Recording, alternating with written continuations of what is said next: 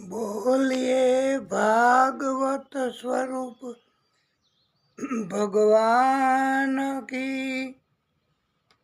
जय। बाल कृष्ण लाल की जय।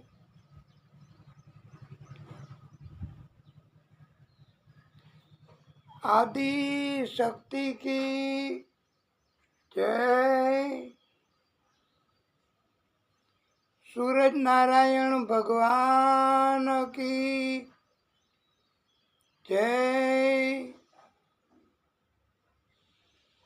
नारायण भगवान की जय।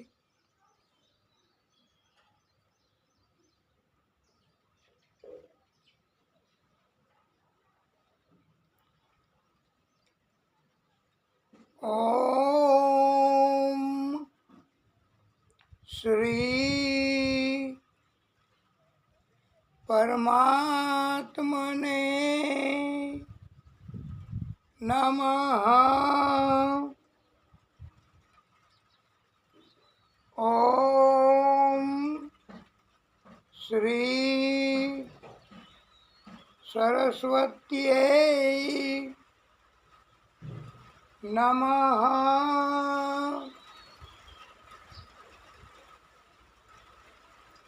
ओम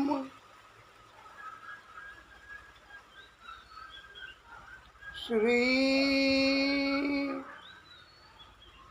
महालक्ष्म्यै नमः।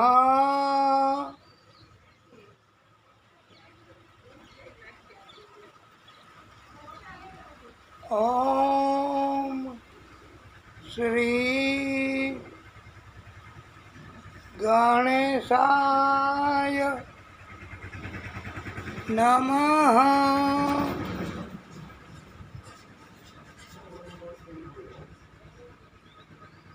ओम श्री पुराण पुरुषोत्तमाय नमः। ओम नमो भगवते वासुदेवाय। ओम नमो भगवते वासुदेवाय। ओम नमो भगवते वासुदेवाय।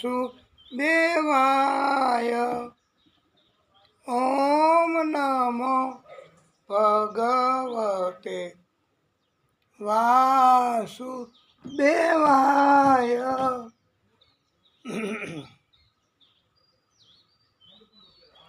ओम नमः पार्वती पतये हर हर महादेव हर।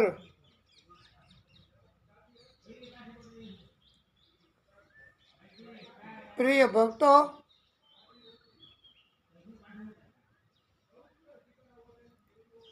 આપ સર્વેના હૃદય કમળમાં બિરાજતા આદિ શક્તિ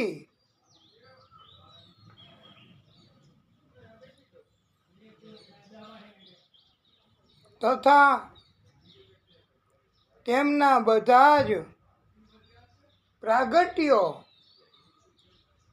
આદિશક્તિએ અવતાર ધારણ કર્યા હોય ને, એ બધાય પ્રાગટ્યો જેને જેને તમે માનતા હોય અને તમારા હૃદયમાં એ પ્રાગટ્યો કાયમી વાસ કરતા હોય છે, પછી એ આદિશક્તિ પોતે એના પ્રાગટ્યો તથા એ પ્રાગટ્યો માતાજી સ્વરૂપે હોય, ગણેશજી સ્વરૂપે હોય કે કોઈ પણ સ્વરૂપમાં હોય, એમને અમે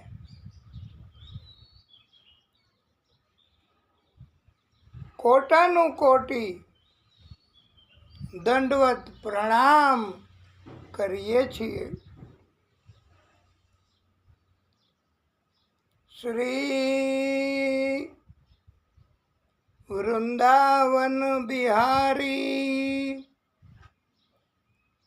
લાલ કી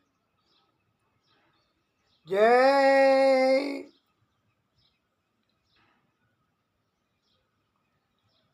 વિઘ્નેશ્વરાય વરદાય સુરપ્રિયાય લંબોદરાય સકલાય જગત્પિતાય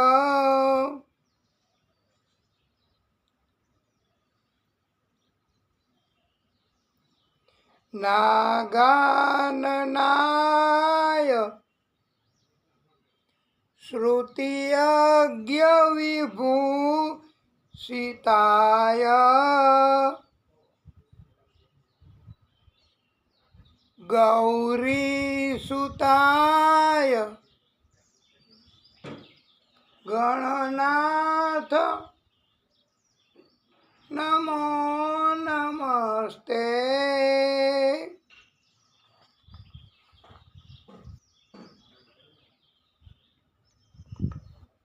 ઓમ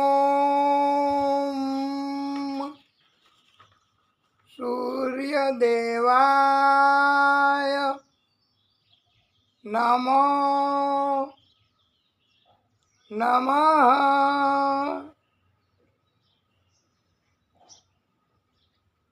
ઓમ અરુણ દેવાય નમો નમઃ.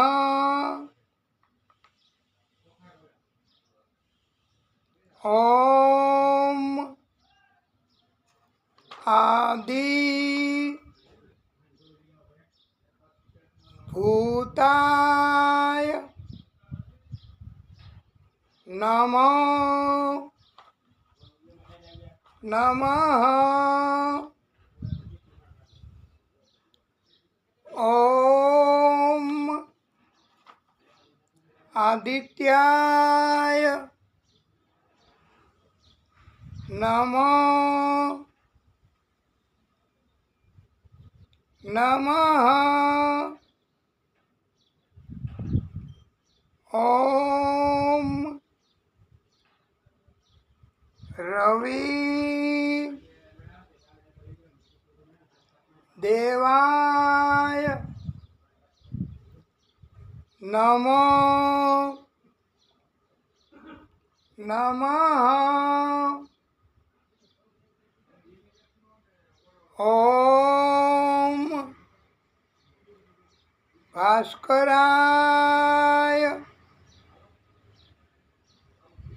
નમો નમઃ.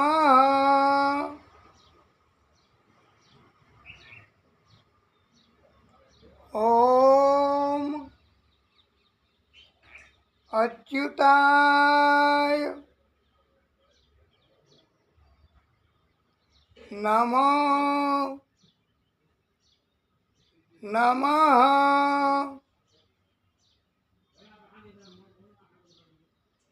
ઓમ વિશ્વ રૂપાય નમો નમઃ. આપણે આ સુરત દાદાના આપણને પસંદ છે એવા અને જલ્દીથી સુરત દાદા પ્રસન્ન થઈ જાય એવા આપણે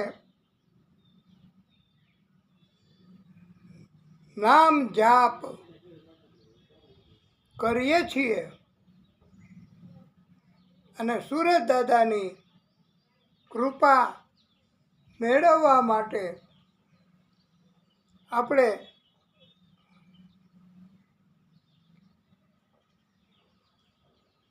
આ મંગલાચરણ અંતર્ગત આપણે નામ જાપ કરીએ છીએ. સુરત દાદા બહુ કરુણા કરનારા અને એની પાસે અનેક ગણું છે વાલા ભક્તો. એ આપણને બધા મનુષ્યોને અનેક ગણી ઉર્જા શક્તિઓ આપે છે અને બદલામાં આપણી પાસેથી કાંઈ લેતા નથી, માગતા નથી. આપણે એની ભક્તિ બસ કરવાની અને ભક્તિની અપેક્ષા તો ભક્તોને એમાં વાંધોય શું હોય? સુદામાને તો આપણે કથામાં આવશે નાવિક સ્વરૂપે સુદામાને કીધું કે તમે રસ્તામાં મને ભાડું પેલે પાર લઈ જવાનું દરિયામાં, એ તમે ભક્તિ સ્વરૂપનું ભાડું આપજો, મને બહુ આનંદ થશે. અને તમારી પાસે ધન નથી તો દ્વારકાના નાથે કહ્યું હતું કે મારે ધન જોઈતુંય નથી. પ્રિય ભક્તા, તમે મને અધવચ્ચે પહોંચો ત્યારે કીર્તન સંભળાવી દેજો. અને અધવચ્ચે પહોંચ્યા પછી સુદામા પાસે ભક્તિ કરાવી હો આ દ્વારકાધીશે. અને એ કીધું કે હવે અડધું બાકી રહ્યું, તમને પહોંચાડી દઈશ પેલે પાર, તમે મને કીર્તન સંભળાવો, એ મારું ભાડું. ભગવાન ધન, મિલકત, સુવર્ણ, હીરા, રત્નો એવા કાંઈ મહત્વ નથી આપતા હો કોઈને. ભગવાનને તો માત્ર ને માત્ર ભક્તિ જોઈએ. તો પછી સુરત દાદા તો આપણી પાસે ભક્તિની અપેક્ષા તો રાખે જ ને વાલા ભક્તો. આપણે ભક્તિ ન કરીએ અને બીજું બધું કર્યા કરીએ તો સુરત દાદા પછી આપણે કૃપા માગીએ તો અલબત્ત આપે ખરા, પણ પછી ભક્તિ મૂકવી નહીં. આપણે કાંઈ જગતના માનવી થોડા છીએ, દુનિયાના લોકો આપણે થોડા છીએ. તો આપણે પછી ભક્તિ ન કરીએ, પછી એને છોડી દઈએ. આપણું કામ એ કરી આપે, એને તો ચૂટકી ભર શ્રમ થાય, બસ ये चुटकी बजाओ तो वो काम कर सकता है, चुटकी में काम कर सकता है. पर हमें तो भक्ति करनी चाहिए. અને વાલા ભક્તો, અમને કોણ જાણે કેમ આ સુરત દાદાએ પ્રેરણા કરી કે આ નિત્ય ભાગવત અંતર્ગત કથા વાંચીએ, તમે લોકો સાંભળો. અહીંયા બાયડ પર છાંયો જરાક છે દિવાલની ઓલી બાજુ, ત્યાં પણ ભક્ત આ કથા જેટલી સંભળાય એટલી સાંભળે છે. અને આ તો એની કૃપા હોય તો આપણે ભક્તિ કરી શકીએ. તો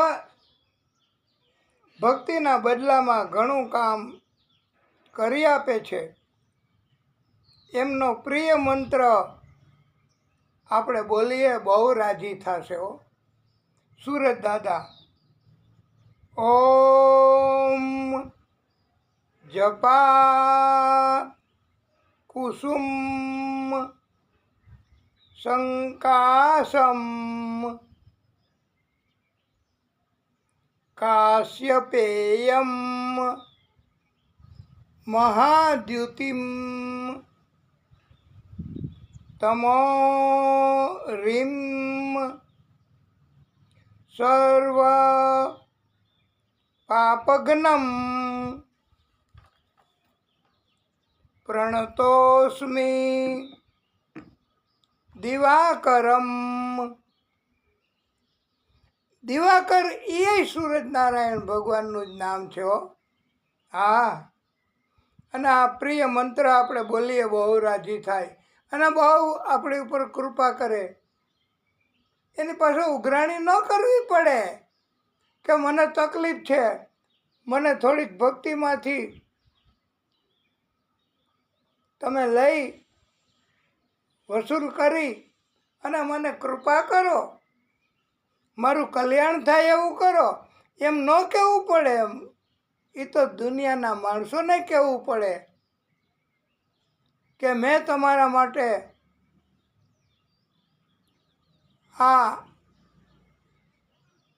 આટલું આટલું કર્યું, તમે મારા માટે કાંઈક કરો.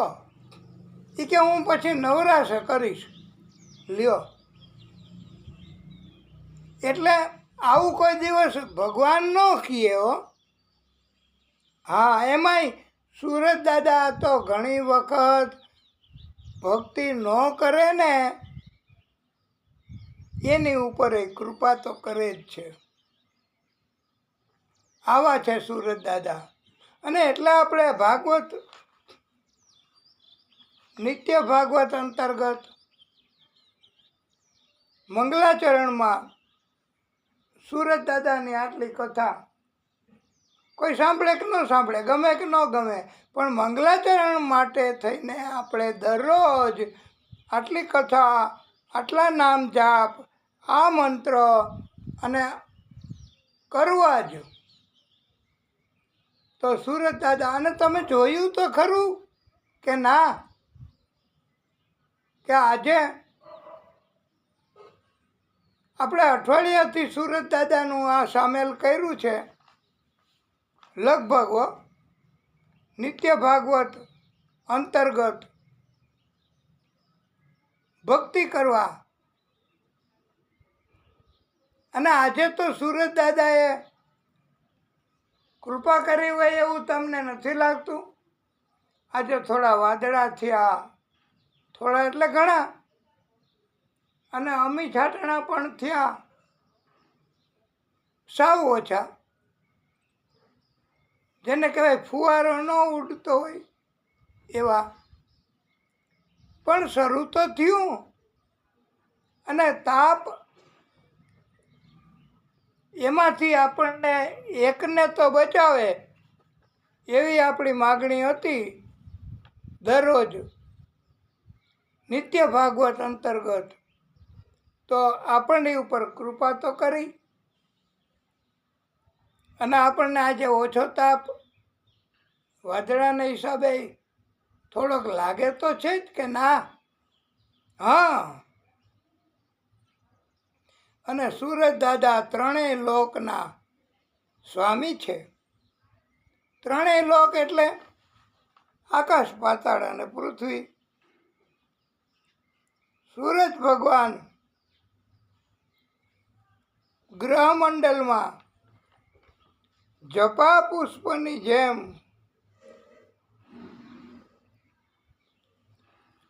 અરુણિમામયી છે. પ્રચંડ તેજ ધારણ કરે છે. આપણને આ મહિનો આખો તો આપણે કેમ કાઢ્યો? તોબા તોબા એવો આ તાપ. અને આપણને વધારે તાપ લાગે ખરો, કારણ કે આપણે તાપ લાગે એવું એનાથી રક્ષણ થાય એવું આપણે કરી શકતા ન હોય.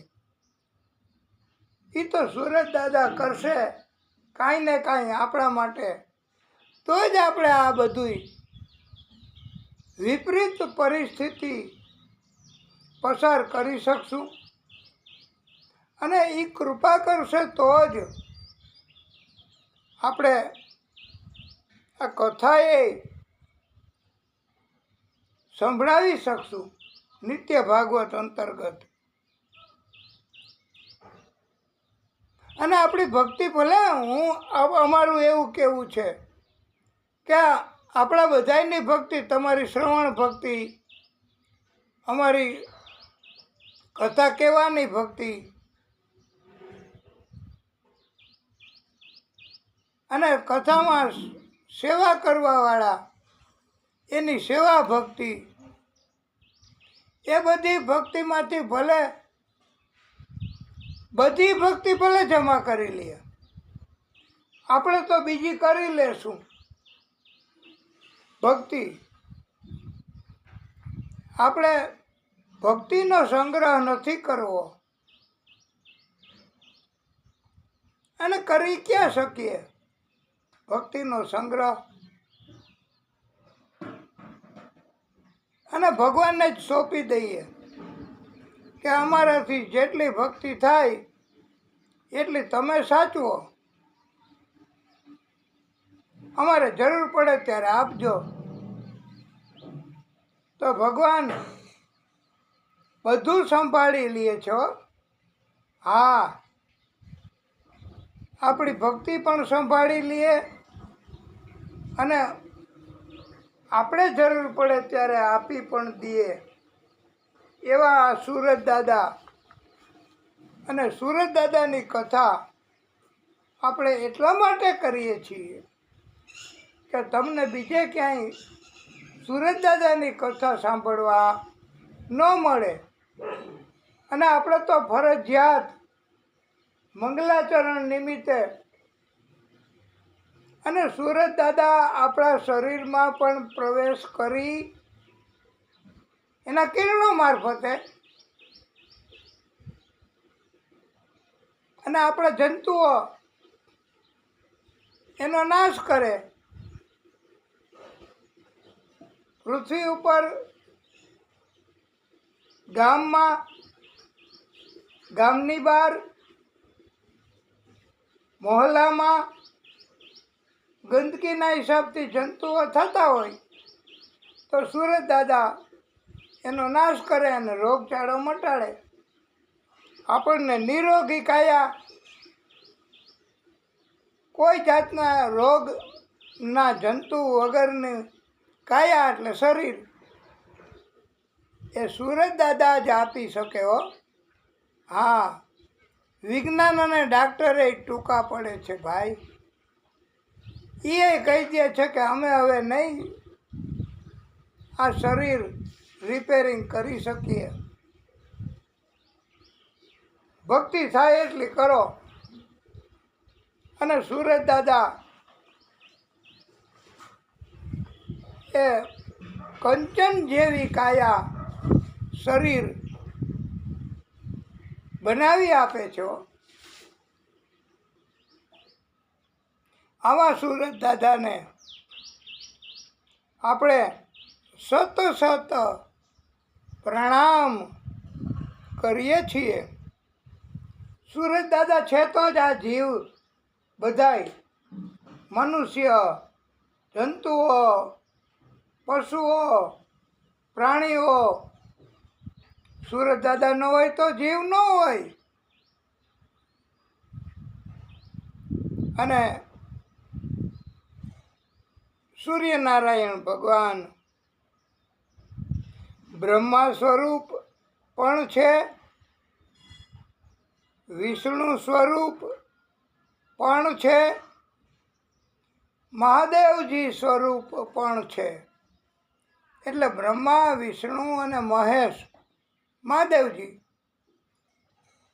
એ બધાની અંદર સૂરજ દાદા છે, એની શક્તિ છે.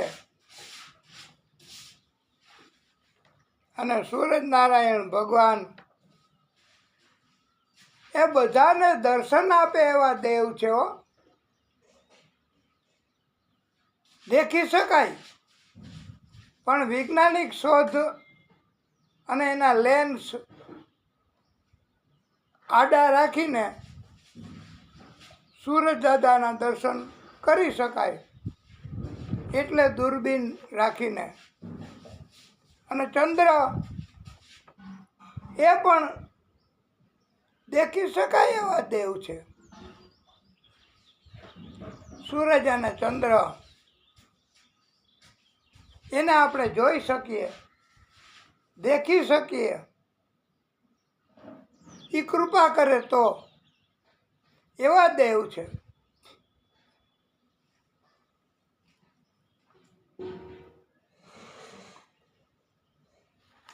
સૂરજ દાદા છે તો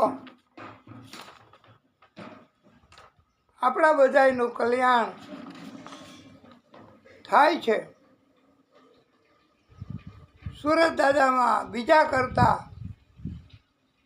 અનેક ગણી વધારે શક્તિ છે.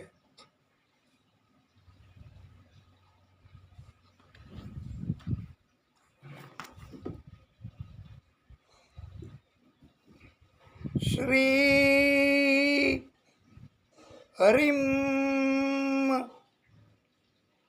પરમાનંદમ ઉપદેશ કાર ઈશ્વરમ વ્યાપકમ સર્વલોકાનામ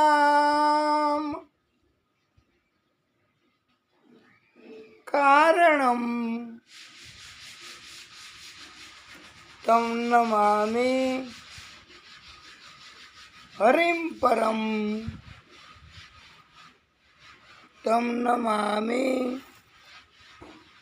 હરિમ પરમ.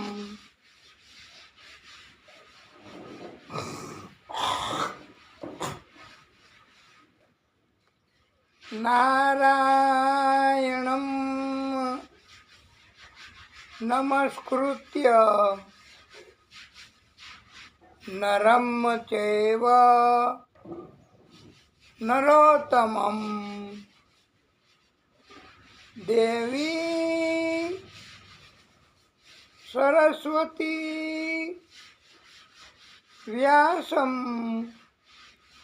તતો જયો મુદીરયે.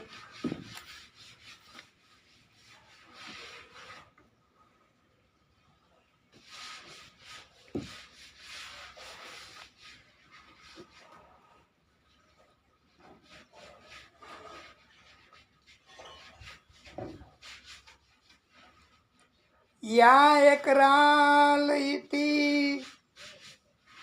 તદપ્યેષ શ્લોકો વિગીતો મારુતઃ પરિવેષ્ટારો મારુતસ્યા વસન ગૃહે.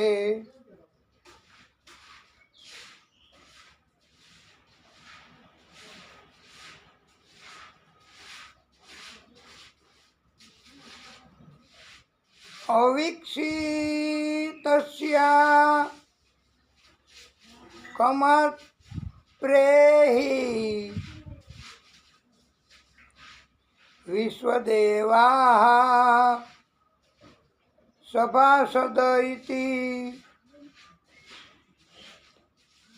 ઓમ તત્પુરુષાય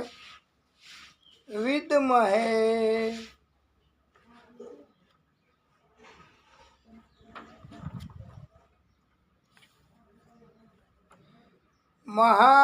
महादेवाय धीमहि तन्नो रुद्र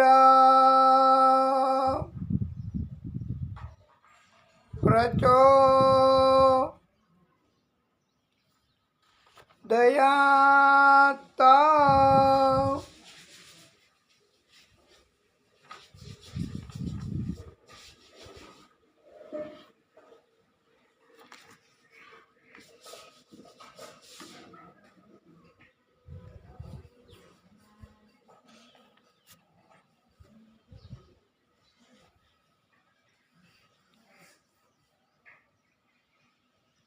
हम तो भोले के भरोसे चलते हैं, हम तो भोले के भरोसे चलते हैं। ये दुनिया वाले क्यों जलते हैं, हम तो भोले के भरोसे चलते हैं। ये दुनिया वाले क्यों जलते हैं, हम तो भोले के भरोसे चलते हैं। ओम नमः शिवाय। ओम नमः शिवाय। ओम नमः शिवाय। આપણે કોઈ પણ પ્રાગટ્ય બ્રહ્મા વિષ્ણુ મહેશ માતાજી કોઈ પણ પ્રાગટ્ય એને માનીએ, એનું ભજન કીર્તન કરીએ, જેને જેની ભક્તિ કરવી હોય એની ભક્તિ કરી શકે છે। અને ઘણા દુનિયાના માણસો એવા પણ હોય છે કે આપણે મહાદેવ એમ કહી તો એ બોલે નહીં, પણ આપણે એવું ન રાખવું। આપણે જે ભક્તિ કરવી હોય એ ભક્તિ કરવાની। પરમાત્માએ ભાગવત સ્વરૂપ ભગવાને આપણને પૂરેપૂરી સ્વતંત્રતા આપી છે હો। હા, અને કોઈ ભોલેનાથની ભક્તિ કરે, કોઈ માતાજીની ભક્તિ કરે, કોઈ હનુમાનજીની ભક્તિ કરે, કોઈ ભાગવત કથા કરે। આપણે બધાય ભાગવત કથા કરીએ, એ ભગવાન જ છે હો। ભાગવત સ્વરૂપ ભગવાન કી જય। તો આપણે એવું માનીએ કે બીજા ભક્તો એવું માને કે ભોલેની ભક્તિ કરવી, અને આ આપણે હનુમાન દાદાને કહી શકાય ભોલેની જગ્યાએ, ગણેશ દાદાને સંભળાવી શકાય ભોલે એની જગ્યાએ। એટલે આપણે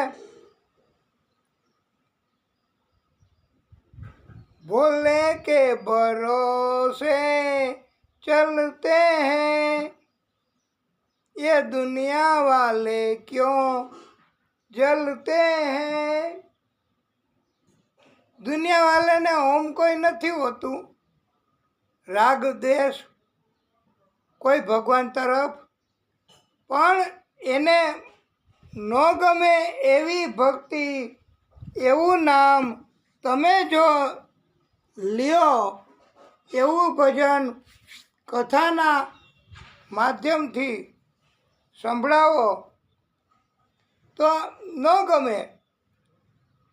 અને શું કરીએ?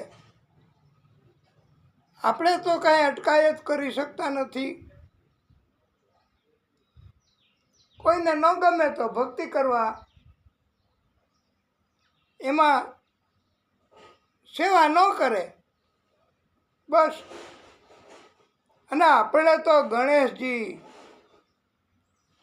કોઈ પણ ભગવાન, હનુમાન દાદા, ભોલેનાથ, એ બધાએ આપણને આ બધુંય શીખવું કોણે? આપણામાં ગુણ આપ્યા કોણે? શ્રવણ કરવાના, સાંભળવાના, શાંતિથી, અને તાલીઓ પાડો, ધૂન બોલો. હજી વાર છે, તમારા ઈશારો સમજી ગયા. પણ અને આ આપણે શરૂ કર્યું છે, હમ તો ભોલે કે ભરોસે ચલતે હૈ, हमको बोले हम तो भोले के भरोसे चलते हैं. ओम नमः शिवाय, ओम नमः शिवाय, ઓમ નમઃ શિવાય. અને આના ભોલેનાથના ભરોસે શું કામ? તો આપણે એવા ભક્તો, એને ભોલેનાથ બધુંય કામ કરતા હોય, જિંદગીમાં મદદ કરતા હોય, રક્ષણ કરતા હોય, એવું આપણને ધ્યાન લાગે. અને આપણે એવી શ્રદ્ધા હોય તો આપણે એની ભક્તિ કરીએ, બચપણથી, જન્મથી. અને બધાય ભગવાન ઉપર, અને સર્વોચ્ચ ભગવાન આદિશક્તિ, બાકીના બધા એમના જ પ્રાગટ્ય છે ભાઈ. તો પહોંચે બધું એક જ જગ્યાએ હો. હા, तो क्यों भोले के भरोसे चलते हैं? भोले ने हमको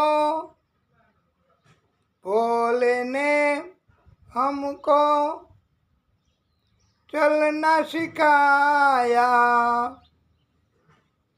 भोले ने हमको चलना सिखाया, सब भक्तों से मिलना सिखाया. ए भोले ने हमको चलना सिखाया, सब भक्तों से मिलना सिखाया. हम तो सीना तान निकलते हैं, हम तो सीना तान निकलते हैं, हम तो भोले के भरोसे चलते हैं, हमको भोले से भरोसे चलते हैं. આમાં કદાચ આડોવડું બોલાઈ જાય તો સ્લીપ ઓફ ટંગ સમજીને કોઈએ ટિપ્પણી ન કરવી. આપણો ઈરાદો તો ભક્તિ કરવાનો જ છે હો. હા, બેઠા બેઠા કોઈએ નિંદા ન કરવી. અને આ તો બધું ભાગવત ભગવાન, નિત્ય ભાગવત અંતર્ગત આપણી ઉપરની કૃપા, એ જ્યાં સુધી કૃપા કરશે ત્યાં સુધી આપણે ભક્તિ. અને ક્યાં જાવું ભક્તિ છોડી નહીં?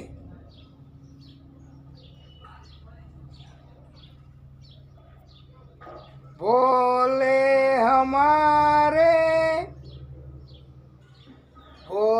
हमारे पिता बन जाए, भोले हमारे पिता बन जाए, बन के खिवैया नैया पार लगाए. ખીવૈયા એટલે આપણને તોફાનમાંથી આપણી નાવ પાર લગાવે, બચાવે અને શાંત જગ્યામાં લઈ આવે એને ખીવૈયા કહેવાય છે. દુનિયા વાલે ક્યાં પહેચાને, दुनिया वाले क्या पहचाने, बाबा हमारे दिल की जाने. आ बोले बाबा, बाबा हमारे दिल की जाने.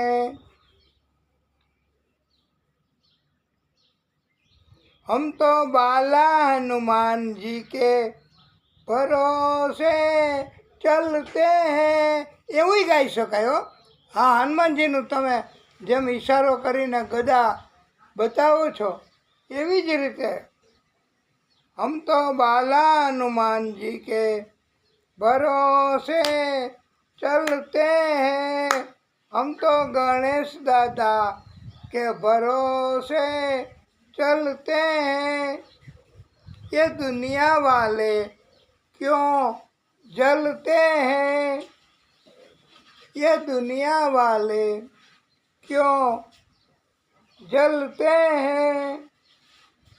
इन नाम से संकट टलते हैं, इन नाम से संकट टलते हैं.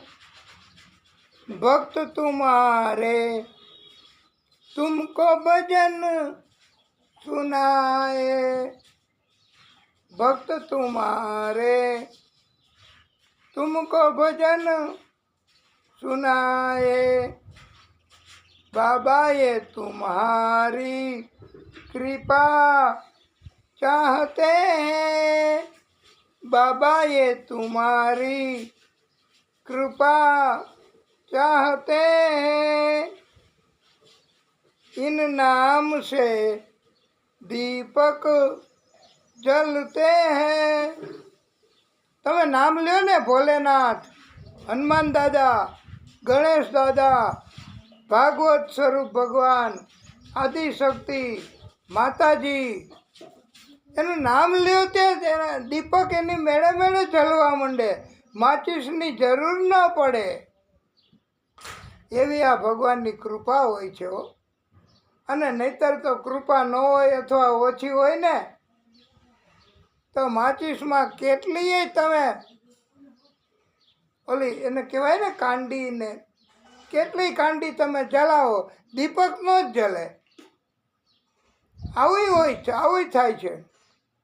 આ તો ભક્તિ કરીએ, ભગવાન રાજી થાય તો આપણને કરુણામયી કાયા આ ભગવાન, અને આપણને પણ એવી ટેવ પડે કે આપણે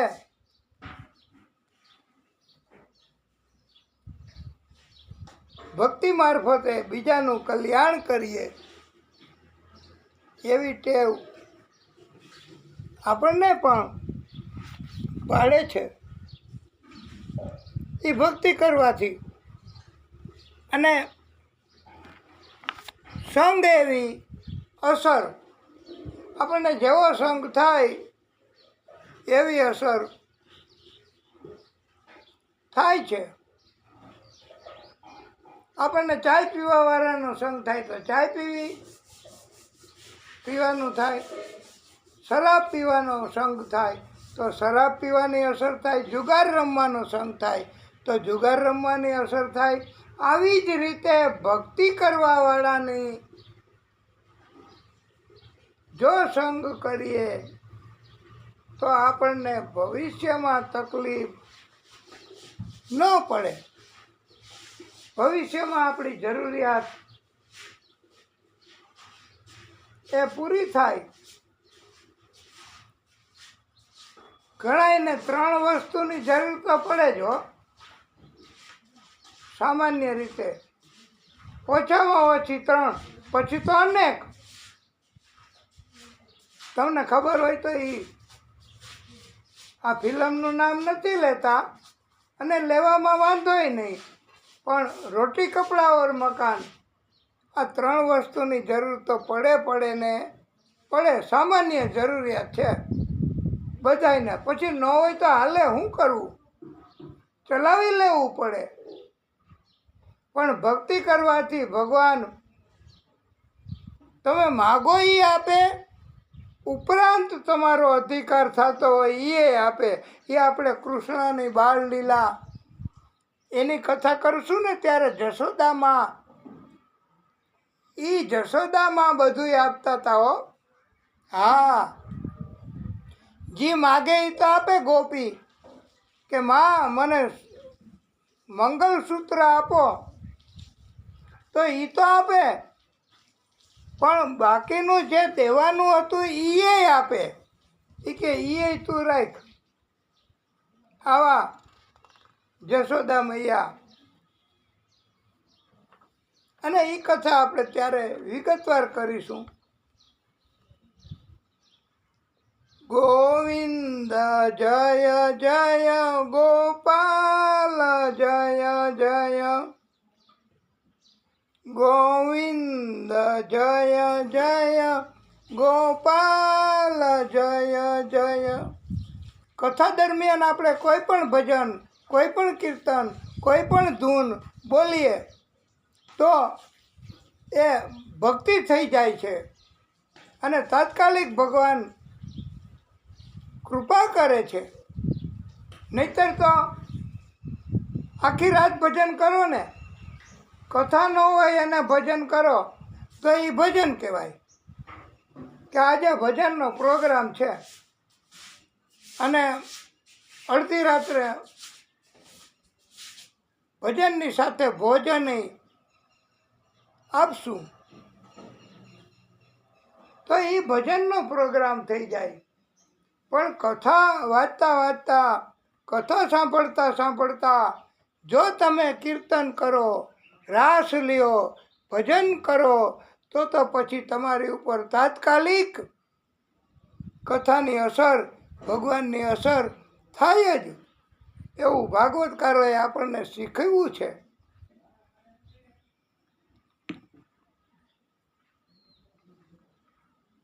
ગોવિંદ જય જય ગોપાલ જય જય, ગોવિંદ જય જય ગોપાલ જય જય. રાધા રમણ હરિ, રાધા રમણ હરિ, ગોવિંદ જય જય, ગોવિંદ જય જય ગોપાલ જય જય. શ્રી શુક ઉવાચ.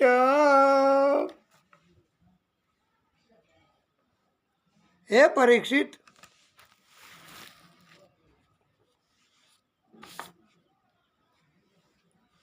આપણે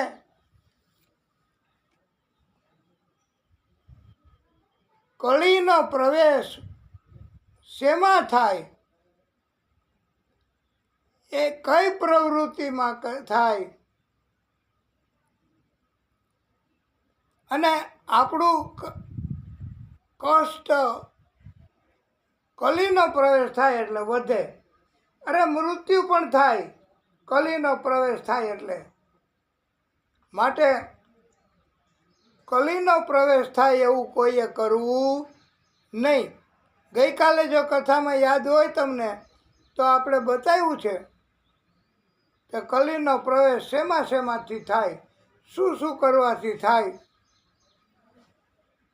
એમાં જુગાર રમવાથી થાય, મદ્યપાન કરવાથી થાય, ઉલટા સ્ત્રીનો સંગ કરવાથી થાય, હિંસા કરવાથી થાય, સુવર્ણ લૂંટી લેવાથી થાય, કલીનો પ્રવેશ, આ 5 પ્રકારના કાર્યો કરવાથી થાય. આવા કાર્યો કરનારાનો સંગેય ન કરવો ભાઈ. અને કલીનો પ્રવેશ થાય પછી બચાવ ન થઈ શકે. હો પછી રાજા હોય તોય ભલે, રંક ગરીબ હોય તોય ભલે.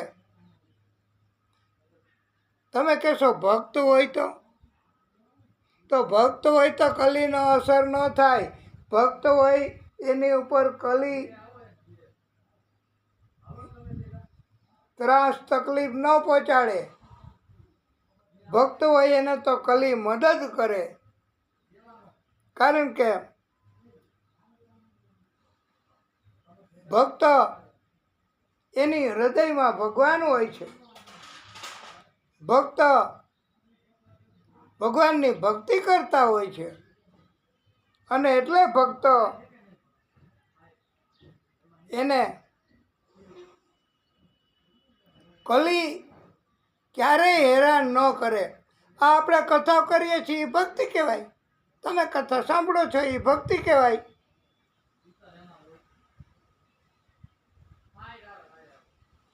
હવે તમને આજે એવી સુંદર મજાની કથા કરવી છે કે કળીને જેણે બચાવ્યો, કલીની ઉપર કૃપા કરી, કલીને રહેવા માટેની જગ્યા આપી, સ્થાન, અને એવા માણસોમાં કલીને બહુ વેપાર વધ્યો. અને કલી પુરુષને એવી આ પ્રવૃત્તિ મળી કે આવી પ્રવૃત્તિથી કળીને ક્યારેય નવરાશ ન રહે. અને એમાં આ કળીનો સમય તો જુઓ, આ કળીનો સમય એવો સમય છે કે કલી એ ભક્તો સિવાય, તમે ભક્તિ ન કરો તો કલી પણ તમને હેરાન કરે, તમને કષ્ટ આપે, તમને પરેશાની આપે, તમને તકલીફ પહોંચાડે. આ તમે કલિયુગ અને ભક્તિ કરો એને કાંઈ ન કરે. ભક્તિ કરો એને આ સમય ભલે ગમે એટલો ખોટો હોય, સમય ભલે કોઈ હેરાન કરવાવાળા દૈત્યો, રાક્ષસો, પાપી લોકોનો હોય, તો પણ જે ભક્તિ કરે, આ કથા કરવી એને ભક્તિ કહેવાય. ભગવાનની ભક્તિ કરે એને કલી મદદ કરે. ભગવાનની ભક્તિ વિરુદ્ધ કાર્યો કરે, કથામાં અટકાયત કરે, એને કલી હેરાન કરે. હવે એકવાર એવું બન્યું છે વાલા ભક્તો કે આ પરીક્ષિત રાજા, એટલે તમે કથા સાંભળો છો એ પરીક્ષિત, એમણે ખજાનામાં તપાસ કરી, રાજ્યના ખજાનામાં. અને ખજાનામાં તપાસ કરતા એક હીરા, રત્ન, સુવર્ણ,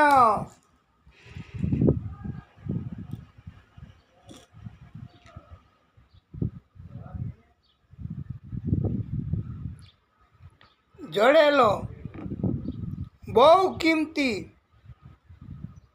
એવો મુકુટ ખજાનામાં હતો રાજ્યના. તમને બહુ પસંદ પડ્યો કે આવો સરસ મુકુટ, આટલો કિંમતી, આ તો મારે રાજ્યમાં આ મુકુટ સિંહાસન ઉપર બેસવા માટે અને ત્યારે પહેરવો મારું એક આભૂષણ ગણાશે. મારે આ મુકુટ લઈ લ્યો. તો મુકુટને ટચ કર્યો સેવકોએ અને રાજાને આપ્યો કે લ્યો રાજા, આ સરસ મજાનો મુકુટ તમે ધારણ કરો. મુકુટ તો ખબર પડે કેવા લાગો છો. તમે અરીસામાં જુઓ, તમારી ફોટોગ્રાફી પાડીએ તો પરીક્ષિત રાજાને મુકુટ પસંદ પડી ગયો અને સેવકોએ મુકુટ આપ્યો.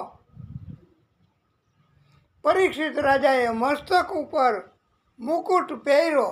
મુકુટને ક્યાં પહેરાય? મસ્તક ઉપર. મસ્તક ઉપર મુકુટને ધારણ કર્યો પરીક્ષિત રાજાએ. મુકુટને કઈ પગમાં ન પહેરાય. પણ આ તો એમ કથા અસરકારક બનાવવા કથાને આપણે કેવું પડે. એટલે તમને ખબર હોય તો અમને ખબર છે. તો પરીક્ષિત રાજાએ મુકુટને ક્યાં પહેર્યો? હવે કયો જી ખબર હોય તો મસ્તક ઉપર. અને હજી પરીક્ષિત રાજાને મુકુટ ધારણ કરવાથી શું અસર થઈ? તો પહેલાં તો તમારે એ જાણવું પડે કે આ મુકુટ કેટલા વર્ષો પહેલાંનો, કોણે મૂક્યો તો ખજાનામાં, અને કેવી રીતે ઉત્પન્ન થયો તો એ તો જાણવું પડે. તો જ તમને આ મુકુટની અસર શું થાય એ ખબર પડે. કારણ કે કલિયુગ આ મુકુટથી પ્રવેશ કરે કે ન કરે એ તમને તો જ ખબર પડે. તો આ મુકુટ પૂર્વજોના વખતમાં જરાસંઘના નામે બહુ જુલ્મી રાજા હતો અને રાજાએ નાના નાના રાજ્યો એના ખજાનાઓ લૂંટી લીધેલા. હીરા, રત્નો,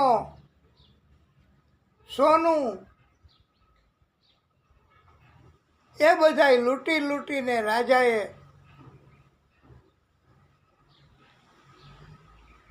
જરાસંઘે આ મુકુટ બનાવ્યો હતો. અને જરાસંઘ ગયો પછી જરાસંઘે આ ખજાનામાં છેલ્લી ઘડીએ મુકુટને મુકાયો હતો અને આદેશ કર્યો હતો કે આ ખજાનો કોઈએ જોવો નહીં. વારસોએ, બીજું તો કોણ જોઈ શકે. એટલે પછી કોઈએ ખજાનો ખોલ્યો નહોતો, જોયો નહોતો.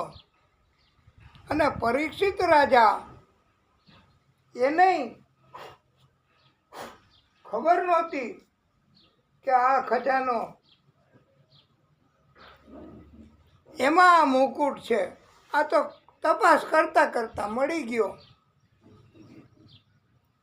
અને બધાએ આગ્રહ કર્યો હતો. પરીક્ષિત રાજાએ મસ્તક ઉપર મુકુટ ધારણ કર્યો.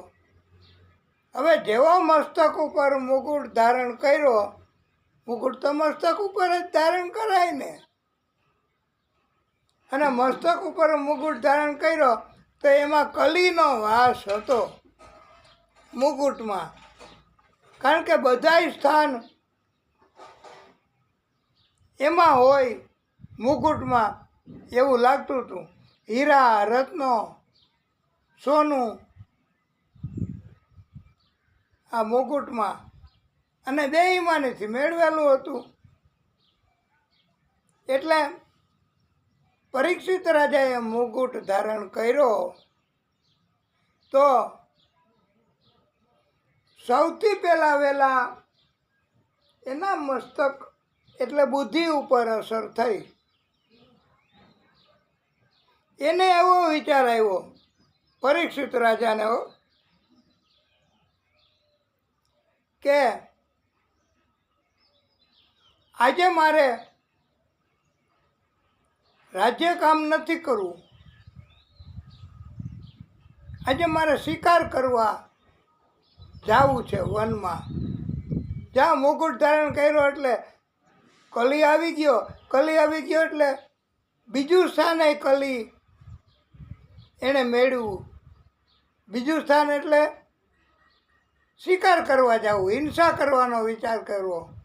અને આનાથી એ જરાક વધારે અસર થઈ પરીક્ષિત રાજાને. અને ઘોડે સવારી કરવાનું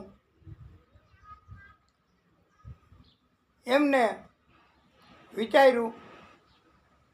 શિકાર કરવા જવું હોય તો ઘોડે સવારી કરવી પડે ને. અને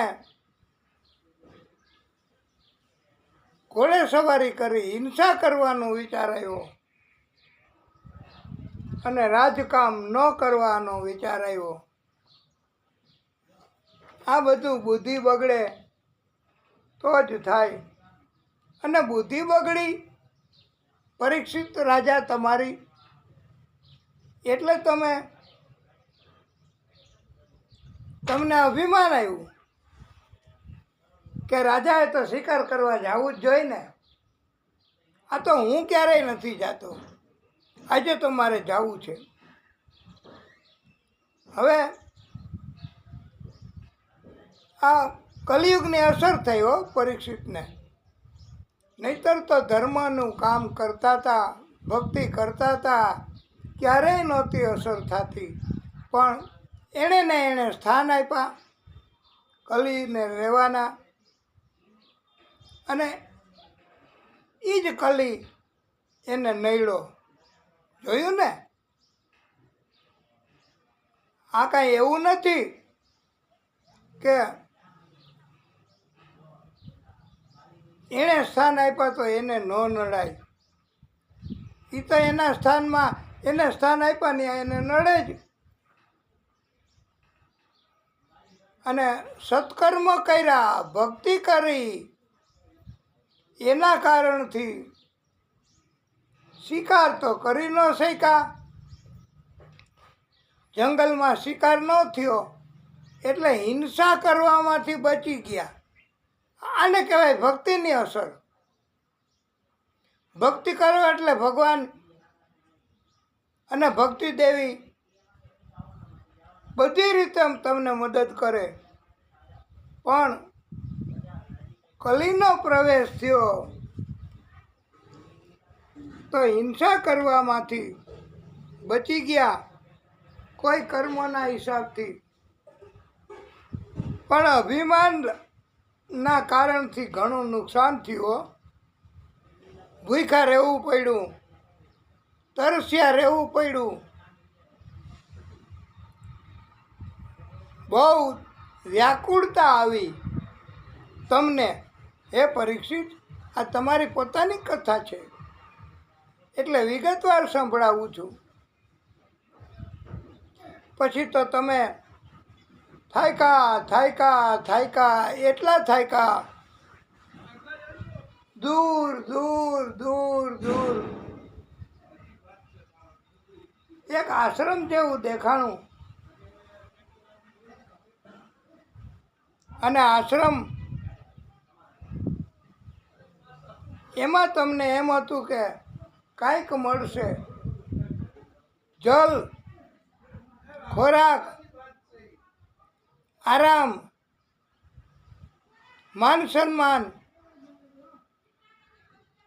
એટલે તમે ઝડપ વધારી અને આશ્રય લેવા માટે તમે ગયા આ આશ્રમમાં. આ આશ્રમ શ્રમિક ઋષિનો આશ્રમ હતો. પણ તમારી બુદ્ધિ બરાબર નહોતી, અભિમાન પણ બહુ હતું તમને. એટલે તમે ઘોડાને બહાર ઊભો ન રાખ્યો, છોડ્યો નહીં. અને સીધો જ ઘોડો તમે હંકાવી અને ઘોડા ઉપર બેઠા રહ્યા. અને આશ્રમમાં પ્રવેશ કરાવ્યો ઘોડાને. પણ તમે અભિમાનના કારણથી અને તમને રાજાપણાનું અભિમાન હતું. પછી સામે ઋષિ સમાધિમાં હતા. શ્રમિક ઋષિ સમાધિમાં હોય એટલે ભક્તિ કરતા હોય, નામ સ્મરણ, નામ જપ કરતા હોય. એને કાંઈ ભાને ન હોય રાજાને. અને આ રાજાને શું નારાયણ ભગવાન માફ કરજો, એને ભાને ન હોય, સભાનતાય ન હોય આ ઋષિને કે કોણ આવ્યું કોણ ગયું. એ તો સમાધિમાં હતા, બસ બે આંખોય બંધ હતી. હે રાજા, તમને એમ થયું કે તમે એવું વિચાર્યું કલીના કારણથી કે આ ખરેખર સમાધિમાં નથી. તમને શંકા ગઈ એની સમાધિ ઉપર, એ કલીના કારણથી. અને મારું માન સન્માન ન કરવું પડે એટલે સમાધિમાં હોવાનો ઢોંગ કરે છે આ રાજા, અરે આ ઋષિ. આવું ધ્યાન કદાચ અમારું ચલિત થઈ જાય તો માફ કરવું, આપે સુધારીને ધ્યાનમાં લેવું. કારણ કે આ કથા એવી છે. અને અમને પણ જોકે આજે બહુ તાપ એની અસર નથી થતી, સુરત દાદાની મહેરબાની છે. પણ રાજા, તમને એમ થયું કે આ ઋષિ ઢોંગ કરે છે, તમને કલી એની અસર થઈ હતી, અભિમાનની અસર થઈ હતી. અને હું રાજા છું, મારી સેવા ન કરવી પડે માટે સમાધિમાં હોવાનો ઢોંગ કરે છે આ ઋષિ, એવું તમે વિચાર્યું. હવે આને શિક્ષા કરવી પડશે. ઋષિને ઢોંગ કરે છે ને, પાખંડ કરે છે ને, એટલે મારે એને શિક્ષા કરવી પડશે, એવું તમને વિચાર આવ્યો. અને રાજા, તમે આજુબાજુમાં જોયું કે શું શિક્ષા કરવી. તો આસપાસમાં એક મરેલો સર્પ હતો. આજુબાજુમાં એક મરેલો સાપ પડ્યો હતો. હે પરીક્ષિત રાજા, તમે આ મરેલો સાપ એને તલવારની અણીથી, રાજાની પાસે તલવાર એટલે આમ સીધી જ હોય, વળાંકવાળી ન હોય એવી તલવાર હતી, શમશેર કહેવાય એવી. એટલે અહીંયા તમે રાખી હતી કમરે લટકતી ઘોડા આગળ, અને એ તલવાર તમે બહાર કાઢી અને તલવારની અણી આગળ હોય, એ અણીથી મરેલો સર્પ ઉચકો અને ઝટકો મારીને શ્રમિક ઋષિના ગળામાં આ મરેલો સર્પ એ તમે નાખ્યો. રાજાનું અપમાન કર્યું, શ્રમિક ઋષિનું અપમાન કર્યું. શ્રમિક ઋષિ એ તો સાચે જ સમાધિમાં હતા. ઋષિની મર્યાદા પણ ચૂક્યા, ભક્તિની મર્યાદા પણ ચૂક્યા. અભિમાનના કારણથી આવું કર્યું. આ કલીની અસર છે વાલા ભક્તો. કલીની અસર થાય તો આવું બધું થાય જ. એટલે આ ઘટના ઋષિ શ્રમિક ઋષિ એની મર્યાદા ભંગ કરીને તમે મરેલો સારપ એના ગળામાં નાખ્યો, હાર પહેરાવીને સન્માન કરવાને બદલે આવી રીતે તમે અપમાન કર્યું, મર્યાદાનો ભંગ કર્યો છે. માટે અને આ દ્રશ્ય જુઓ તો ખરા. રાજા એક બાળકે જોયું અને બાળકને એમ થયું કે આ રાજા જેવો કોઈ દેખાય છે ઘોડા ઉપર, અને ઋષિના ગળામાં મરેલો સર્પ નાખ્યો છે. આ ઋષિ શ્રમિક ઋષિ છે, એનો પુત્ર અત્યારે નથી દેખાતો. એણે જોયું તો તપાસ કરી તો શ્રમિક ઋષિનો પુત્ર બાજુમાં નદી હતી, કૌશિકી નદી, એમાં સ્નાન કરવા ગયો હતો. આમ ગયો તો એમ ન કહેવાય આપણે. શ્રમિક ઋષિના પુત્ર શૃંગી ઋષિ એ કૌશિકી નદીમાં સ્નાન કરવા ગયા હતા. કારણ કે બહુ મોટા ઋષિ હતા હો એના પુત્ર. હા, અને બાળકે કહ્યું કે તમારા પિતાના ગળામાં, શ્રમિક ઋષિના ગળામાં કોઈ રાજા જેવા દેખાતા હતા. એણે મરેલો સાપ એના ગળામાં નાખ્યો અને ઋષિની મર્યાદાનો ભંગ કર્યો છે, એનું અપમાન કર્યું છે, ભક્તિનું અપમાન કર્યું છે. કૌશિકી નદીનું જળ શૃંગી ઋષિએ, એટલે આ શ્રમિક ઋષિના દીકરા બાળક, એમણે હાથમાં ધારણ કર્યું અને હાથમાં જળ લઈ અને નામ સરનામું ઓળખાણ પણ ન હોય અને શ્રાપ આપ્યો કે રાજા જેવા દેખાતા, એટલે જી હતા એ જ. નામની જરૂર નહીં. આનું નામ ઋષિઓ હતા, આનું નામ તપ કહેવાય. અત્યારે તો નામની ખબર હોય તોય નામ એને બોલાવવાનું કંઈ કે બોલાય આવો તોય બીજાને બોલાય આવે. પણ હોઈ શકે, કળિયુગ છે ને અત્યારે, અને કળિયુગ હોય ને બુદ્ધિ ઓછી થઈ જાય. કૌશિકી નદીનું જળ હાથમાં લઈ અને શૃંગી ઋષિએ શ્રાપ આપ્યો છે. કોઈ સંબોધન નહીં, કે જેણે મર્યાદાનો ભંગ કર્યો છે, શ્રમિક ઋષિની, એના તપની, એના આશ્રમની,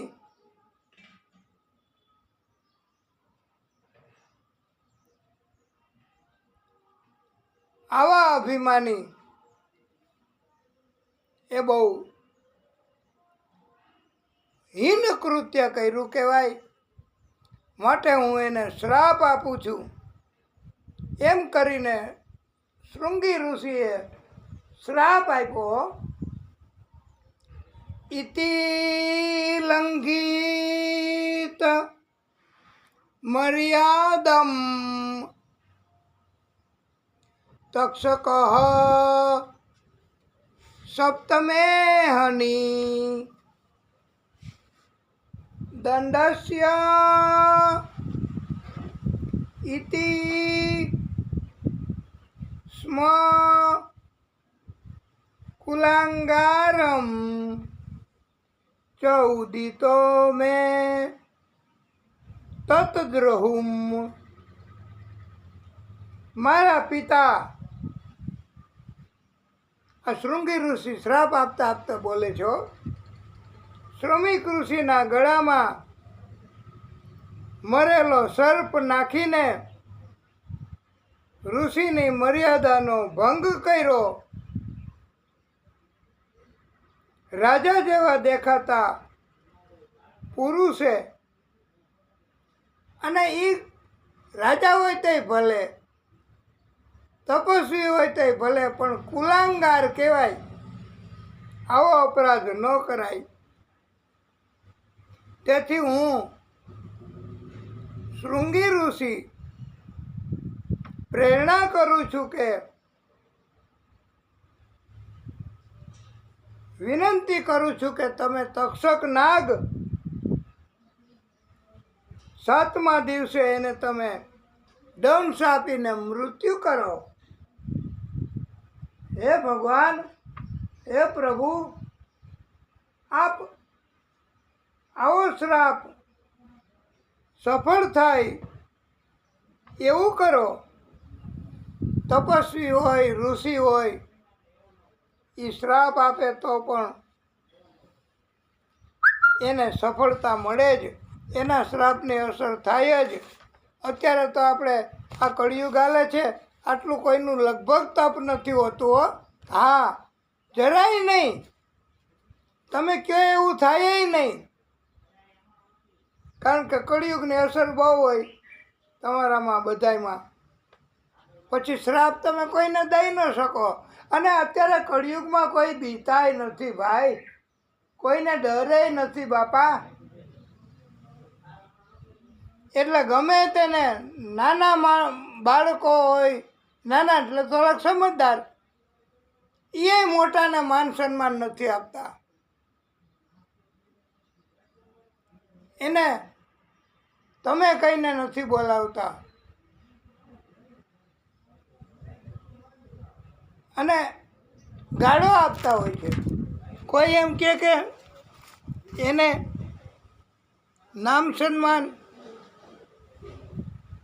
કોઈ એમ કે એને માન સન્માન આપવું જોઈએ. એમ વૃદ્ધ છે, મોટી ઉંમરના છે. હવે સગા સંતાનો પણ માન સન્માન ન આપતા હોય, એવી કળિયુગની અસર હોય, તો પછી ક્યાંથી એનું ધાર્યું, એનો સંકલ્પ ભગવાન પૂરો કરે? એ ક્યાંથી ભક્તિ કરી શકે ભાઈ? એ કોઈને શ્રાપ તો શું, કોઈનું અહિત પણ ન કરી શકે, કોઈને શિક્ષા પણ ન કરી શકે. માટે આ શૃંગી ઋષિ એ પણ બહુ તપસ્વી હતા. પછી શ્રાપ આપીને આશ્રમમાં આવ્યા છે. પિતા એ સમાધિમાંથી જાગ્યા. શૃંગી ઋષિએ આવીને વાત કરી કે પિતાજી, આ મારી ગેરહાજરીમાં આપ સમાધિમાં હતા ત્યારે આવું કરીને, અપરાધ કરીને, કોઈ રાજા જેવા દેખાતા હતા, એ વયા ગયા. અને મેં એને શ્રાપ આપ્યો છે. ત્યારે શ્રમિક ઋષિએ કહ્યું, બેટા, ઉપદેશ આપ્યો શૃંગી ઋષિને કે બેટા, તે તો મોટો અપરાધ કરી નાખ્યો. રાજાને શ્રાપ ન અપાય. રાજા રાજા કહેવાય.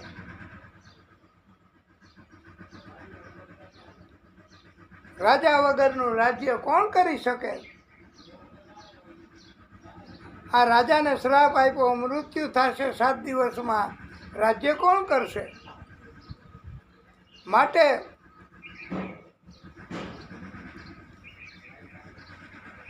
શ્રમિક ઋષિએ કહ્યું, બેટા, તમે અપરાધ કર્યો છે, અને આ અપરાધ એનું તમારે પણ પ્રાયશ્ચિત કરવું પડશે. 1 વર્ષ સુધી અને શ્રમિક ઋષિ એની આજ્ઞાથી એમના પુત્ર જેણે શ્રાપ આપ્યો એ શૃંગી ઋષિએ 1 વર્ષ આખું પ્રાયશ્ચિત કર્મ કર્યું. અત્યારે તો કોઈને તમે એમ કહો કે પ્રાયશ્ચિત કર્મ કરો, તમારો આ અપરાધ થઈ ગયો, તમે એની માફી માગી લ્યો, તમારાથી ન કહેવાય એવું, એનું અપમાન થાય એવું, એટલે સમાધાન થઈ જાય. તો એ કે અરે હું કાંઈ માફી માગું, મેં અપરાધ નથી કર્યો, નથી કર્યો, હું કહું છું નથી કર્યો. કા તમે કોણ? હુ આર યુ જજ? આમ કરીને અભિમાન બહુ હોય. અને ઘણા તો નિરાભિમાની ભક્તો, ભક્તિભાવવાળા હોય, એને પોતાને એમ લાગે ને કે થોડોક અપરાધ થઈ ગયો ઉતાવળમાં, તમારું માન ન જાળ્યું, તો એ પોતે એનું પ્રાયશ્ચિત કરે અને માફી માગે, માફ કરજો ભાઈ, મારાથી તમારો અપરાધ થઈ ગયો, આવું બોલાય નહીં, મારે તમારું અપમાન ન કરાય. તે સામેના માણસને પછી એમ થાય, વેરભાવ મટે અને એમ કહે કે કાંઈ વાંધો નહીં ભાઈ, એ તો તમારે ભગવાન કૃપા કરે તમારી ઉપર, તમારી ભક્તિ વધે, ઉલટાના આપણને આશીર્વાદ આપે, આવું હોય છે. અને આ શૃંગી ઋષિ એમણે અપરાધ કર્યો તો એને ભોગવવું પડ્યું. પરીક્ષિત રાજા, તમે અપરાધ કર્યો કલિયુગના કારણથી, તો તમારે પણ ભોગવવું પડ્યું છે. માટે જે કોઈ અપરાધ કરે એનું પ્રાયશ્ચિત ન કરે તો ભોગવવું પડે. અને શ્રમિક ઋષિએ એક શિષ્ય કુરુમુખ નામનો હતો, એને રૂબરૂ મોકલો છે કે તમે રાજા પરીક્ષિતને જાણતો કરો કે તમને શૃંગી ઋષિએ આવા કારણથી તમારા અપરાધથી શ્રાપ આપ્યો છે, તો તમારે બચાવમાં જે કાંઈ કાર્યો કરવા હોય, ભક્તિ કરવી હોય, પ્રભુને પામવા હોય, તો તમે પામવાનું કરી શકો. માટે કુરુમુખ નામના શિષ્યને મોકલો. અને શિષ્યએ જઈને અને ત્યાં તો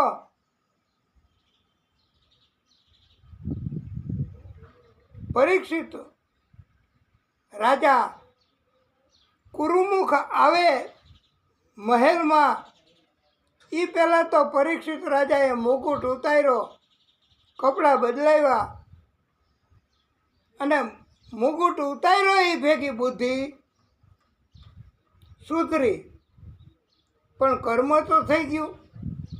એટલે કલિયુગનો પ્રવેશ આપણી અંદર હોય ત્યારે આપણને ગુસ્સો આવે, અભિમાન આવે, આપણે મારકૂટ કરીએ, આપણે ત્રાસ આપીએ, આપણે ધમકી આપીએ. પણ જેવો કલી બહાર નીકળી જાય અને આપણી બુદ્ધિમાં સુધારો થઈ જાય, આપણને એમ થાય કે આ અપરાધ થયો, મુકુટ ઉતાર્યો કલીની અસરમાંથી, હે પરીક્ષિત, તમે મુક્ત થયા. અને કલીની અસરમાંથી મુક્ત થયા, તમને સદબુદ્ધિ આવી, વનમાં જે કાંઈ બન્યું હતું જંગલમાં, એનું તમે પ્રાયશ્ચિત કરવા આખું રાજ્ય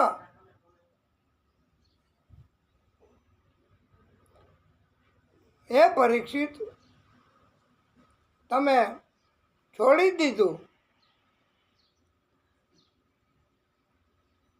વનમાં જઈ તપ કરવાનું નક્કી કર્યું, તમે નીકળી ગયા રાજમહેલમાંથી.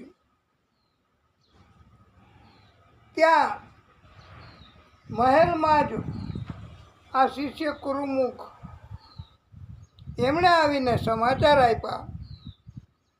ત્યારે તમે એને હે પરીક્ષિત કહ્યું કે હવે મારે રાજા તરીકે નથી કામ કરવું, અભિમાનપણામાં નથી રહેવું. આવી રીતે ક્યારેક બીજી વાર પણ કલીનો પ્રવેશ થઈ જાય, મારાથી એવું કર્મ થઈ જાય, તો મારે હવે સંચાલન નથી કરવું. અને બધું છોડીને તમે વનમાં નીકળી ગયા.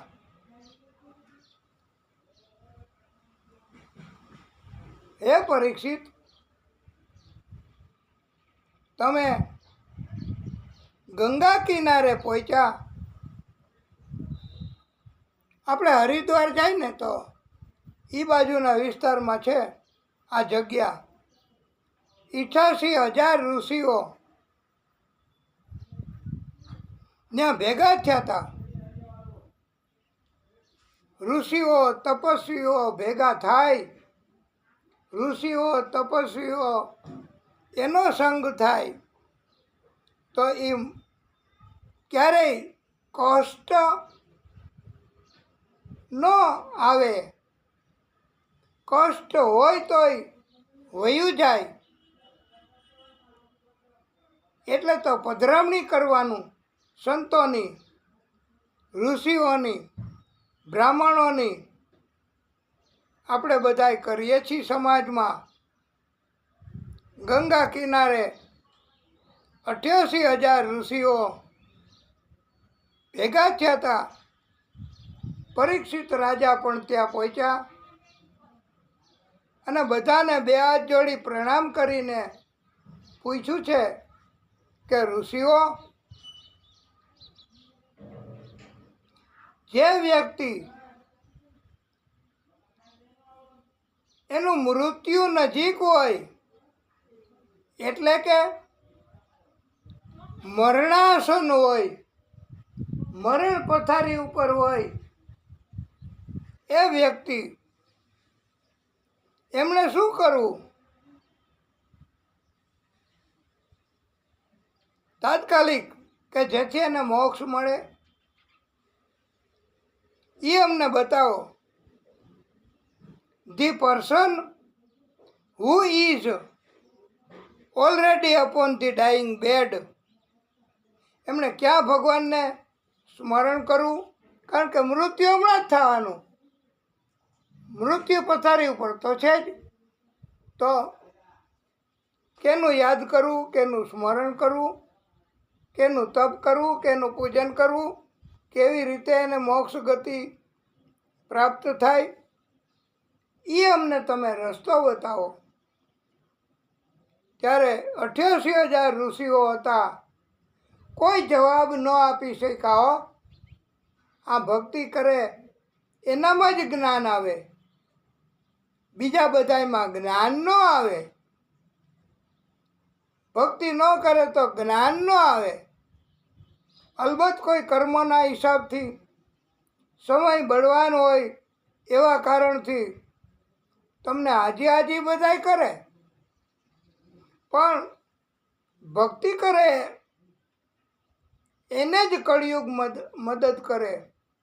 ભક્તિ કરે એને જ ભગવાન કૃપા કરે. ભક્તિ કરે એની ઉપર જ ભગવાન દયા કરે. 88,000 ઋષિઓમાંથી કોઈ આ પ્રશ્નનો જવાબ આપી ન શક્યા.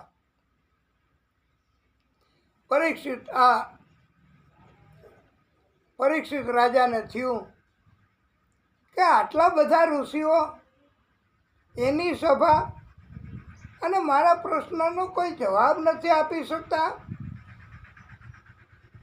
થોડોક અફસોસ કરવા માંડ્યા. તમે હે પરીક્ષિત, પણ ત્યાં તો ભગવાન એ તમારી અંતઃકરણની વાત સાંભળી ગયા અને એવામાં ત્યાં પ્રગટ થયા. હો કોણ?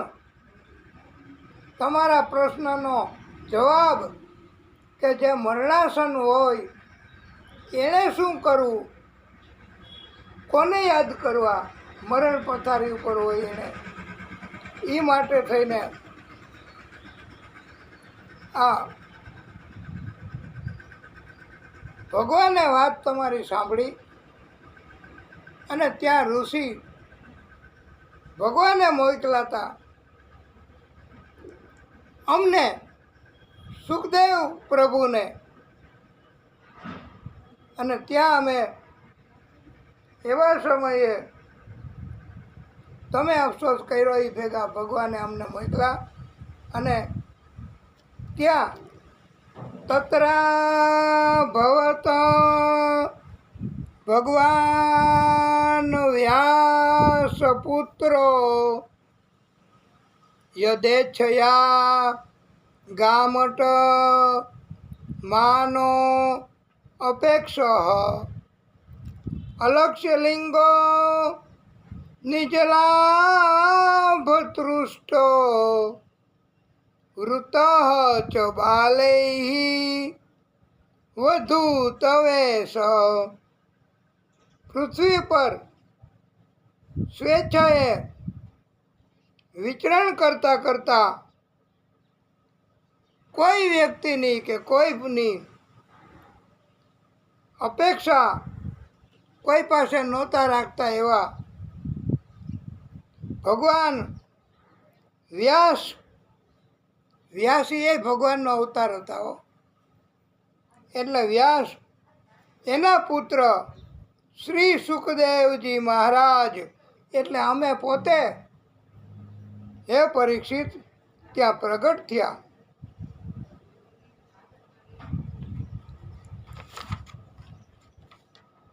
પરીક્ષિત રાજાને આ કથા પોતાની હતી, બહુ મજા આવી સાંભળવાની. અને સુખદેવ પ્રભુ હાજર થયા હતા, પ્રગટ થયા. એને કોઈ વર્ણ, જાતિ કે કોઈ નિશાન એમના શરીરમાં હતા નહીં.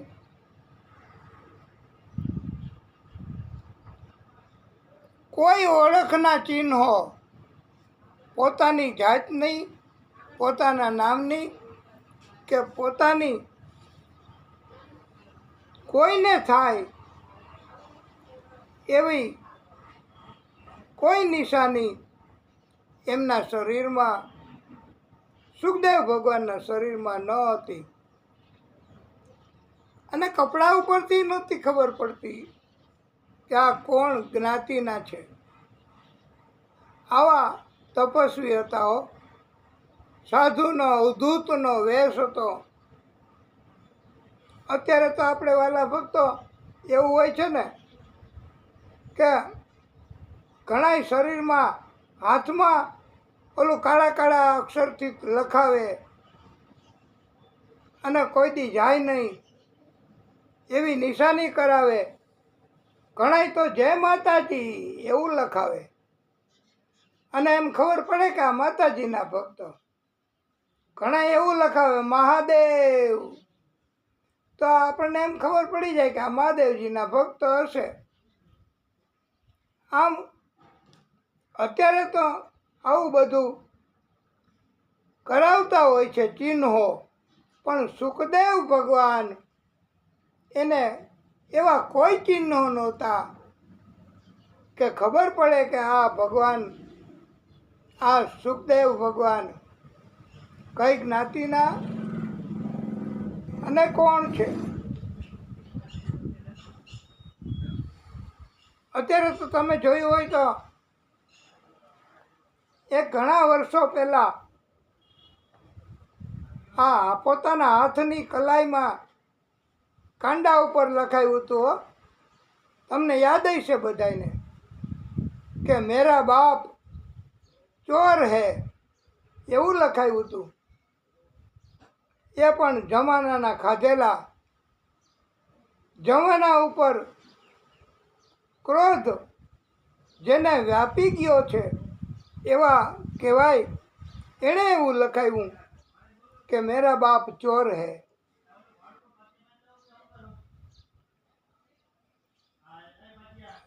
પછી તો રાડો દેકારો. સુખદેવ ભગવાન આવતા હતા ત્યારે પાછળ છોકરાઓ મજાક મસ્કરી કરતા હતા, રાડો દેકારો પાડતા હતા, પાણકાના ઘા પણ કરતા હતા. આવી રીતે સંત સુખદેવજીને પણ હેરાન કરતા હતા. ત્યારે એ પણ બધા પાછળ પાછળ આવી ગયા. એમણે જોયું કે આપણે જેની ઠેકડી કરીએ છીએ, આપણે જેની મજાક મસ્કરી કરીએ છીએ, આપણે જેનું અપમાન કરીએ છીએ, એ આટલું બધું માન સન્માન આ ઋષિઓ એને આપે છે અને આ રાજા જેવા એ પણ આપે છે. એ પણ એટલે આ જોઈને મજાક મસ્કરી કરવાવાળા પણ એની માફી માગવા માંડ્યા. સુખદેવ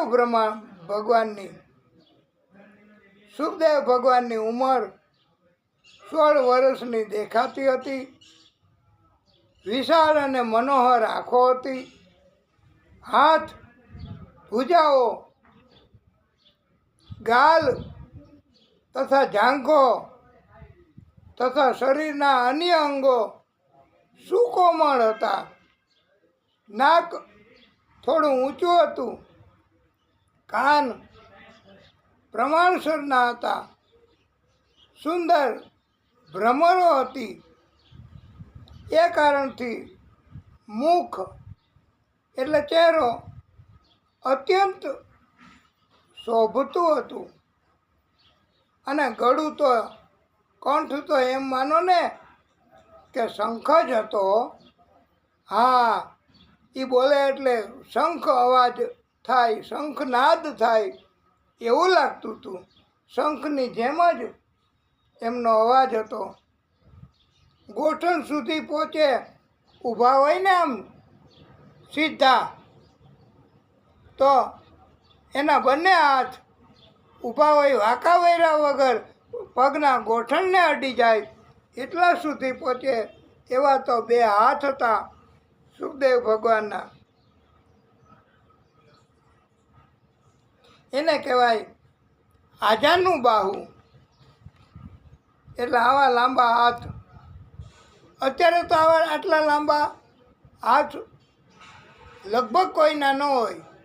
એટલે મનુષ્યના અને કાનૂનના હાથ માફ કરજો લાંબા હોય છે.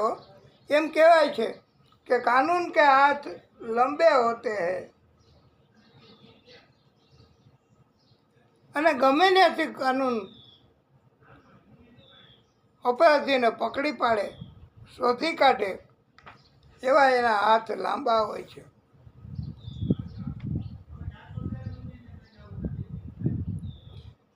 વસ્ત્ર વગર દિગંબર હતા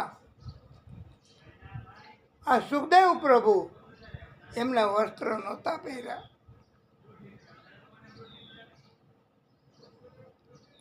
શ્રેષ્ઠ દેવતાની જેમ તેજસ્વી દેખાતા હતા, તેજસ્વી લાગતા હતા. એનો વર્ણ શરીરનો સામળો હતો.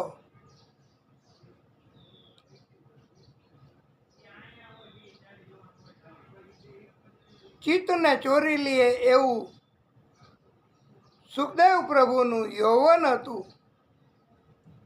વાલા ભક્તો, ભાગવતમાં ચોક્કસ ઉંમર નથી કહી, પણ ઇનડાયરેક્ટ રીતે વર્ણન કર્યું છે.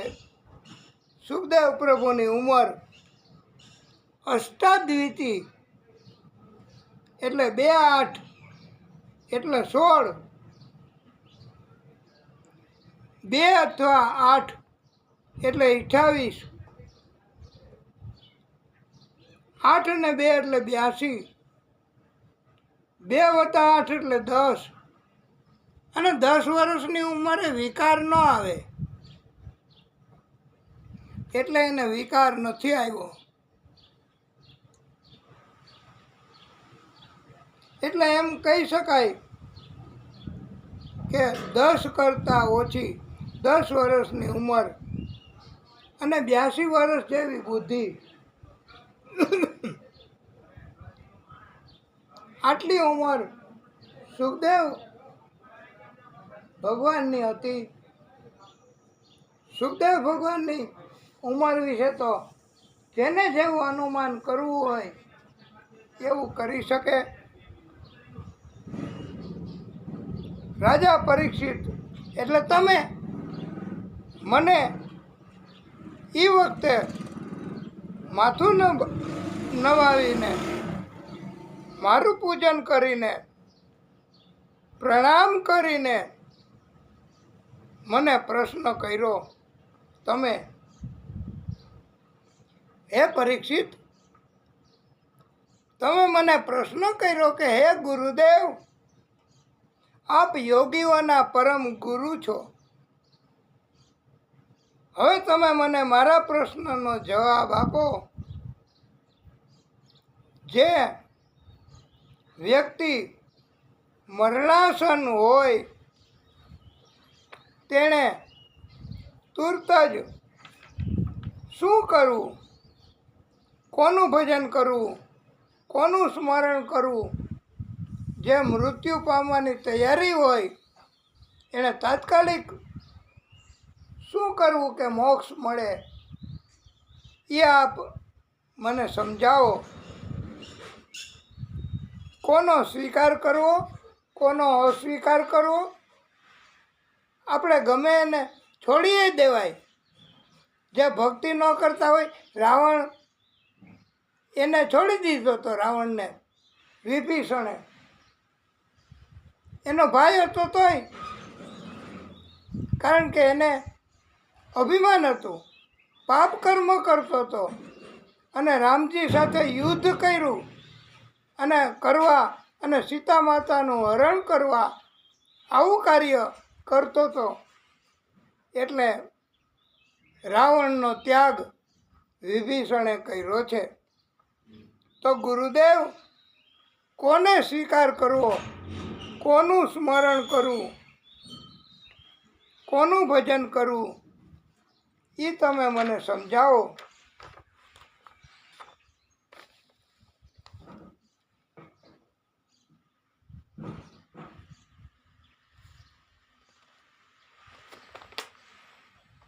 ત્યારે વધારાના પણ, હે પરીક્ષિત, તમે 2 પ્રશ્ન મને પૂછ્યા. વધારાના પ્રશ્ન કે બધા શાસ્ત્રો પુરાણોમાં પરમ કલ્યાણ કરનાર સાધન હોય તો હે ગુરુદેવ, વધારેમાં વધારે કલ્યાણ કરનાર સાધન કયું તમારા મતે? એ અમને બતાવો. આ એક પ્રશ્ન. કલિયુગના સમયમાં મનુષ્યો, જીવો મોટા ભાગે આળસુ, રોગિષ્ટ તથા ટૂંકું આયુષ્ય ધરાવનારા હોય છે. હવે આ કથા એમાં વધારાના પ્રશ્ન પૂછ્યા. એ સૂતજી એમણે પ્રશ્ન પૂછ્યા વધારાના કે હે સૂતજી, સર્વશ્રેષ્ઠ સાધન આપના મતે કયું છે તે અમને બતાવો. બીજો પ્રશ્ન એવો પૂછ્યો, વેદો તથા ગ્રંથોનો સાર હે સૂતજી અમને બતાવો. ત્રીજો પ્રશ્ન એવો પૂછ્યો, ભાઈ પોતે ભગવાન તથા ભગવાનના નામથી ડરે છે. હા હા હા, બધાને ભય ડરાવે અને ભગવાન અને એના નામથી ભય ડરે છે. બોલો, ભય વગરના આપણે બની શકાય? ભગવાનના અવતારોની કથા ઈ તમે કહો, અને અવતારોનું કારણ શું? અને પ્રભુ અવતાર ધારણ કર્યા વગર પણ બધું જ કરી શકે છે. આવું છે છતાંય પ્રભુ શા માટે અવતાર લે છે એ તમે સમજાવો. પછી એવો પ્રશ્ન પૂછ્યો કે શ્રેય કોને કહેવાય? શ્રેય એટલે શું? છઠ્ઠો પ્રશ્ન એવો પૂછ્યો, ભગવાનના કાર્યો ક્યાં ક્યાં છે? સાતમો પ્રશ્ન એમ કર્યો કે ભગવાન ધામમાં ગયા પછી ધર્મ કોના શરણે રહ્યો? આ સૂતજીને પ્રશ્નો કર્યા બધાને. અને ઘણા પંડિતો એમ કહેતા હોય કે 6 પ્રશ્નો કર્યા સૂતજીને. તો આપણે આ પ્રશ્નો 7 કર્યા, તો એમાં કદાચ એક પ્રશ્નના 2 ભાગ થઈ ગયા હોય તો 7 પ્રશ્ન થયા. પણ સંખ્યામાં ન પડવું. તમે પણ આ કથા તમને પહોંચે યુટ્યુબમાં ત્યારે રિપીટ કરીને પ્રશ્નો લખી લેજો. કારણ કે મોટે ભાગે પ્રશ્નો ઘણી બુકમાં અલગ અલગ હોય છે. અને ઘણા વક્તાઓ 2 જ પ્રશ્ન પૂછ્યા એવું કહેતા હોય. ઘણા વક્તાઓ એમ કહેતા હોય કે બધા પ્રશ્નોનો જવાબ આ જ, ભક્તિ કરો બસ. એટલે અલગ પંડિતો અલગ મંતવ્ય રજૂ કરતા હોય. એટલે સૂતજીએ પણ આ પ્રશ્નો સાંભળીને નૈમિષારણ્ય ક્ષેત્રમાં ભાગવતજીની કથા સંભળાવી છે.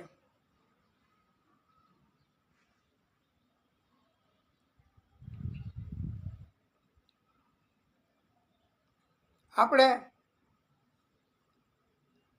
હવે આ કથાને ટૂંકો વિરામ,